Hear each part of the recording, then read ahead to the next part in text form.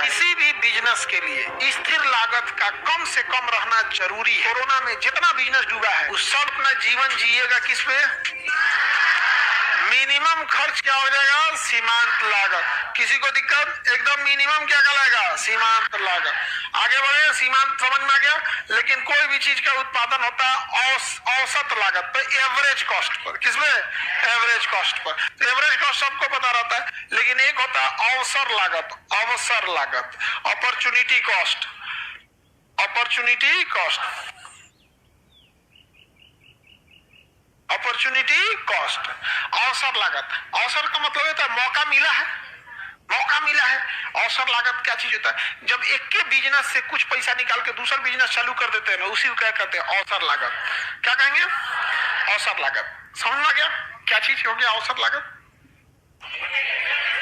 आप किसी बिजनेस में काम कर रहे हैं, उसमें कुछ ना कुछ पैसा आ रहा है, उसमें से हम कुछ पैसे निकाल सकते हैं, लेकिन ध्यान ये रखना है कि इतना ना काट ले कि वो बिजनेस से खत्म हो जाए। तो तनी मनी निकालना है, जोरन भर का। किसी बिजनेस से निकाली गई वह धनराशि जो दूसरे बिजनेस को खड़ा कर सके क्या कहलाती है? अवसर। अवसर लागत में दो चीजों का ध्यान देना होता है कि जिससे आप पैसे निकाल रहे हैं वो डूबना नहीं चाहिए, और जिसमें पैसा लगा रहे हैं वो सूखना नहीं चाहिए। समझ में गया? यानी जो नए बिजनेस है उसके सीमांत लागत से ज्यादा हो, क्योंकि कोई भी बिजनेस कम से कम कितना चाहिए? सीमांत। मिनिमम वैल्यू क्या कहलाएगी? सीमांत। Marginal cost. समझ में आ गया कि नहीं आ गया? एक से पैसा निकाल के दूसरे में लगा देना। एनी प्रॉब्लम किसी को? कोई दिक्कत है?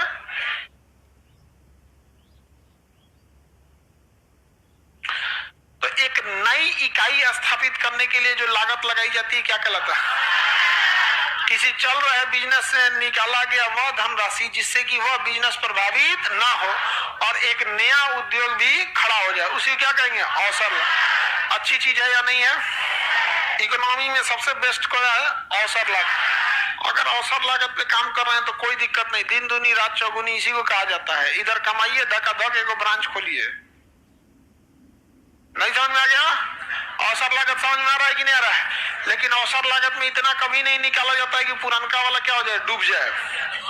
पुराना वाला नहीं डूबना चाहिए, उसे क्या कहेंगे? अवसर लागत। कई बार देखते होंगे ना कि खाना बना ले, 4 आदमी खाती, तले एगो दोस्त चलाया, तो सब में से तनी तनी काट लिया जाता है, पता नहीं चलता है, और ओकरो दे दिए तो खा ले। इतने वो कहेगा कि पेट नहीं भरा है, तो को 4 को सुनियो लेगा, तो बिना बतैले आया का है? समझ में गया? तो अवसर लागत में किसी को कोई दिक्कत नहीं है?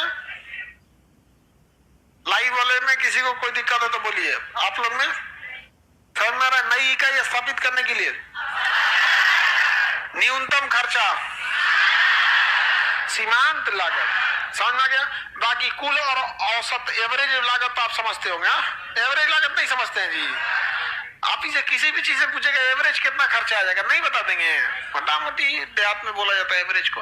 अब कुछ ऐसे लागत होते हैं जो सोचन फिक्स रहता है। क्या होता है? फिक्स होता है, इसलिए उसे हम स्थिर लागत कहते हैं। क्या कहेंगे? स्थिर लागत।